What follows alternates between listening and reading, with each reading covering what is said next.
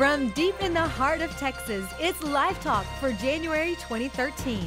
Now, here's your host, the president of Life Dynamics, Mark Crutcher. Hello and welcome to the show. As always, the usual suspects, Jill Stanek, Father Favone, Johnny Hunter, and Troy Newman are lurking nearby, and we've got a lot of information for you this month. But of course, the first thing on the agenda is Alan Ackles with Life Talk News. Alan? All right, thanks, Mark. In New York, a chapter of Amnesty International refused to allow a pro-life student organization to participate in its annual Human Rights Day celebration. Christian Ansel, president of Students for Life at the University of Buffalo, said his club wanted to attend the event to draw attention to political prisoners around the world.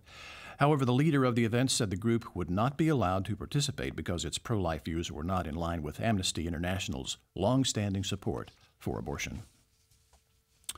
Well, following the recent national elections, United States Senator John McCain told pro-lifers that from now on they should just state their opinions on abortion and then go home and be quiet.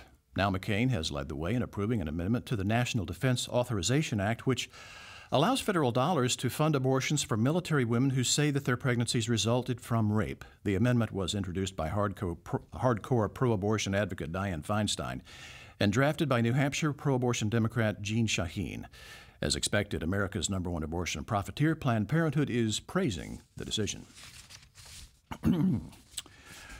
Well, in Florida, a police officer who moonlights as a security guard at an abortion clinic operated by notorious abortionist James Pendergraft has been charged with sexually assaulting an Orlando woman. According to reports, the alleged victim told authorities that after Officer Robert D. Johnson arrested her, he drove her to an undisclosed location and assaulted her before taking her to jail. After an investigation into the women's claims, Johnson was arrested on 2 counts of sexual battery. Planned Parenthood of Indiana recently bragged on their website that, quote, "We're proud to announce that since 2006, PPIN has paved the way for at least 12 successful adoptions," unquote.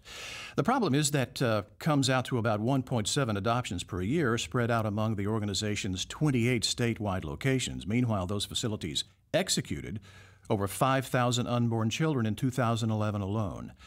Pro-lifers speculate that the adoptions numbers are so minuscule because the profit motivation for adoptions is not as significant as it is for abortion. According to IRS records obtained by Life Talk News, Planned Parenthood of Indiana's medical director, Michael King, earns close to $300,000 annually.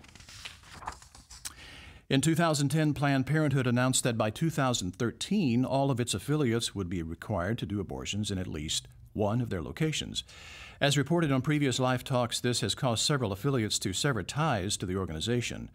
This includes Planned Parenthood of Amarillo and the Texas Panhandle, Planned Parenthood of South Texas and Corpus Christi, and Tri-Rivers Planned Parenthood in Missouri. Now, Planned Parenthood of South Central New York has announced that it too is disaffiliating from the national organization because of the mandate. Well, a report out of Denmark has documented that it is common for babies to still be alive after being aborted. Researchers using statistics from a major abortion provider in Denmark found that 16% of babies aborted in the 12 to 22 week of pregnancy gasped for air or showed other signs of life. In response, the Danish Infant Death Association has since recommended the use of potassium chloride injections into the hearts of the targeted babies to ensure that he or she is dead. This practice would be identical to one commonly used in American abortion clinics. And finally, the Sears department store chain is now offering a life-size set of fetal models showing the development of unborn children through 8 stages of pregnancy. Sears calls the product the American Pregnancy Series, and it's available in their online catalog for just over $900. Alan Ackles here for Life Talk News. You can get daily news updates by logging on to ProLifeAmerica.com. Mark, back to you. Thanks, Alan. All right, guys, welcome back. Second show with the whole new team here. We're happy to have you back. We got a lot of stuff today to cover, but I want to just get to, real quickly to a couple of things here.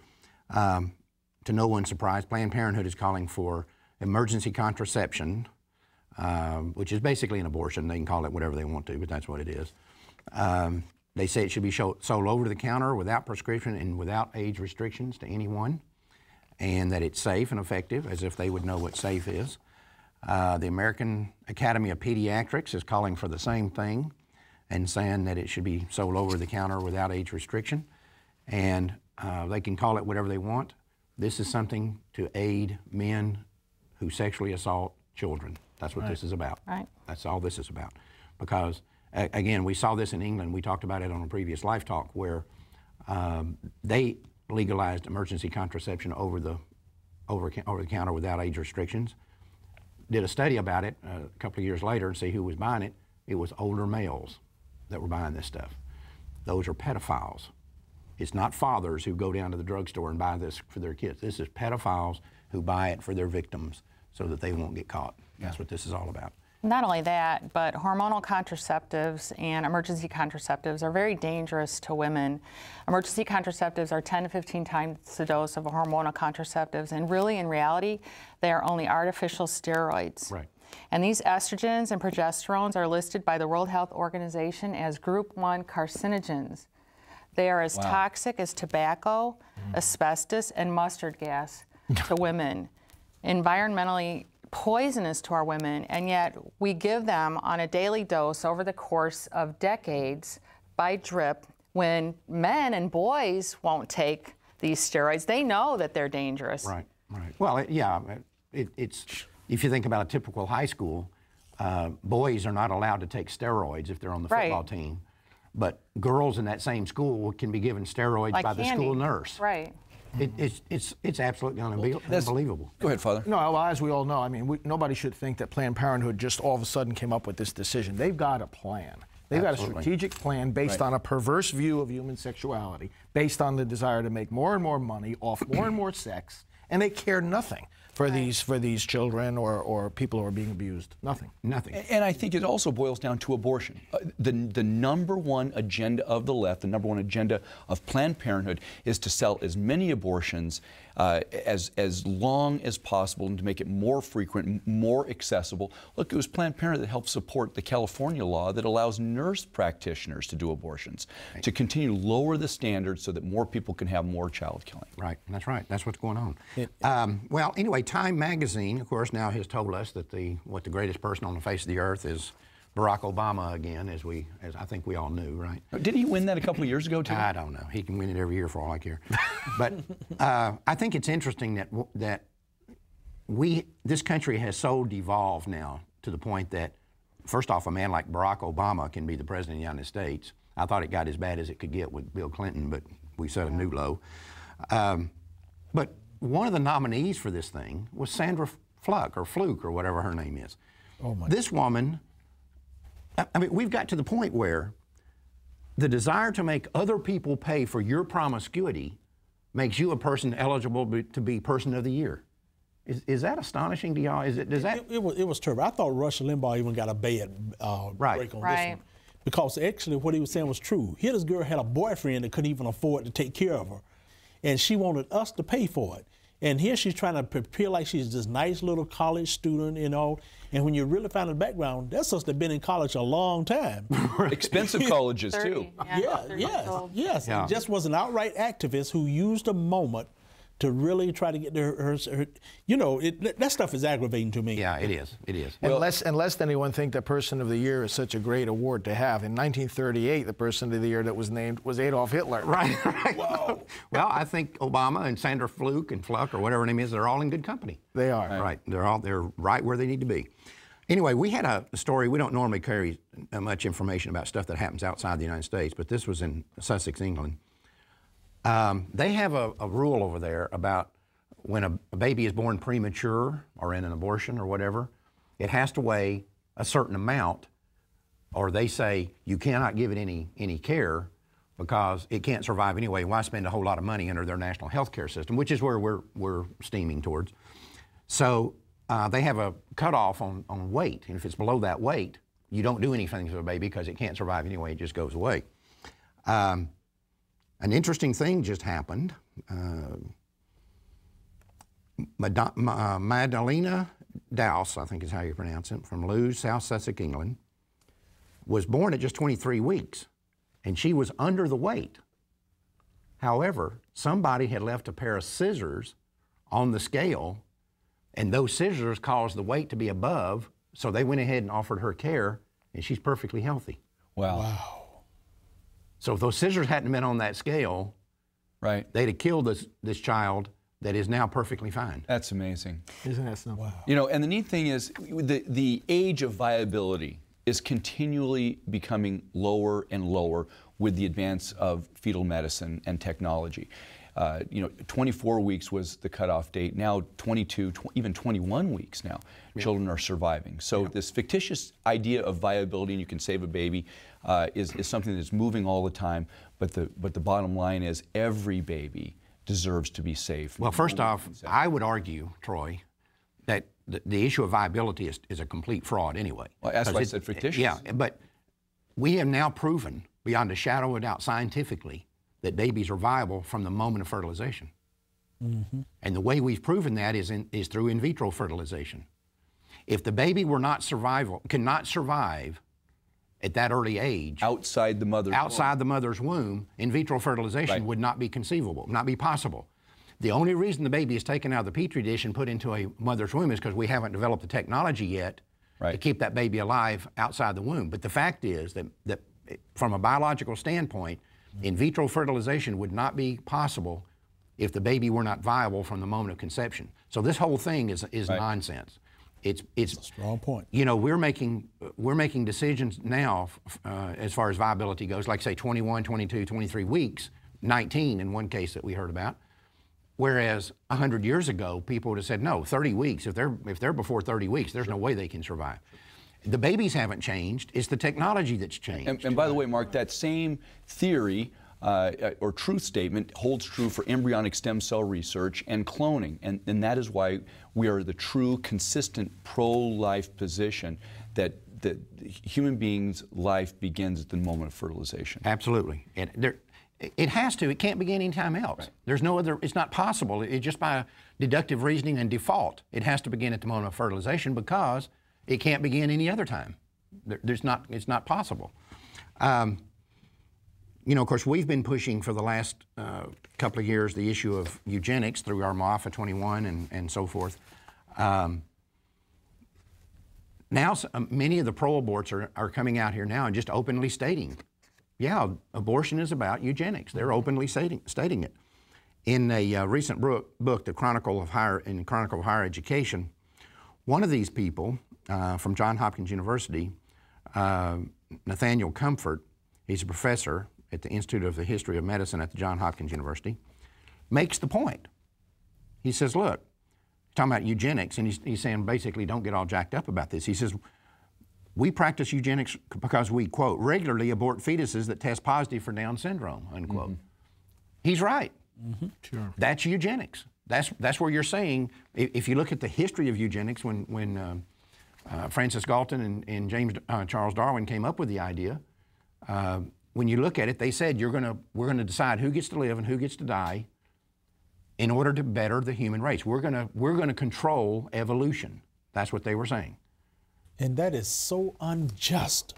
You know, the mere fact such injustice is taking place, this is where people should be just outright. I mean, this, I'm afraid for this nation. We're just barbaric. Absolutely, yeah. I mean, you know, when we've talked about this before many times on LifeTalk here, 97% of all babies diagnosed with Down syndrome are murdered in the womb. 97%. You know, as soon as a government or a culture says that choice is more important than life, then we ought not be surprised at anything because if you have the choice to kill someone, you also have the choice for what reason you want to kill them. Right. I mean, the door is wide open, not as a later development, but right from the start. Yeah. As soon as you say you can kill a single person, you open the door to eugenics. Right. You know, the Bible says that the heart of man is deceitfully wicked above all things. So this is a humanist perspective, and it's wicked beyond belief. So my question to all of you is, what is the one thing that stands in the way of this demonic agenda? Right now in America, nothing. But there is one entity, and that's the church. Right. It is the people of faith, it's the people of conscience that say no, that there's a higher morality. There's a morality that says no, it says thou shalt not kill. And the people who espouse the thou shalt not kill principle must do so in the context of Christian morality. To take that out of that context, to take that principle out of context, means that anything is possible, abortion, eugenics, etc. It must be placed in the context of the Ten Commandments and true undivided faith in the Lord Jesus Christ. But Troy, as we've talked about many times here, the church isn't doing that. Well, maybe the church is doing it, Mark. I believe the church is, and those are the people who are standing up on a daily basis across America, across the world, saying, no, this is the standard of justice. And I think there's these two big worldviews kind of competing with one another, humanists with a false sense of justice and Christians with a true sense of justice, and one must prevail, and we must be the ones that do so. Otherwise, we're going down this road of complete annihilation, self-annihilation. Right. May I interject that this is personal to me? There's a side effect that people don't often consider, and that is that when you kill these babies, you don't find ways to cure. Now, I've got a grandson with cystic fibrosis, a 3-year-old grandson, and that's one of the genes now being isolated, you know, to kill. Right. And so when you do that, when you kill 60, 70, 80% of CF babies before they're born, you cut off ways to learn how to treat these kids. And I think it's worse than that. I think not only do you cut out ways to study it, you cut out the will to study it. Yes, that's right. Because you're now, every time we see some sort of new technology come along, and again, we've talked about this many times in the past, especially as it relates to the unborn. We can now detect this, or we can now detect this, and we can now, the first thing out of the person's mouth who makes this discovery is, this will help people decide earlier in a pregnancy what decision they want to make. Well, that means abortion. Right. That's what that means. And so if you're, and Down syndrome would be a good example of this. You don't have to look for ways to treat Down syndrome or to deal with Down syndrome babies if you're going to kill them all. So why would you go out and spend billions of dollars looking for cures for these things if the attitude of the society is they're not going to exist anyway because we're going to kill them all? And this attitude doesn't stop. Right. In other words, if you can stop the problem of Down syndrome babies by killing those babies, well then, stop the problem of crime by killing the criminals, stop the problem of poverty by killing the poor, stop whatever problem you want by killing the people who are causing that problem. And then you have mass annihilation. And that's exactly what abortion is. Well, nobody in the country was closer to this than you were with the Terri Schiavo thing. Exactly. Because that's exactly what was going on right there. We don't want to deal with Terri Schiavo, so let's kill her. That was not an end-of-life decision case. That was let's kill the disabled case. Yeah. She was healthy. She had the brain injury, but she could have lived for decades. Well, and as we're distilling these arguments, these have already been made by the eugenicists. Right. That's what Stalin did. Eugenics, at its core, is to purify the race. Right. And that's what they're doing. We don't need people with cystic fibrosis or Down syndrome or any sort of ailment. You know, there's a movie years ago called Gattaca.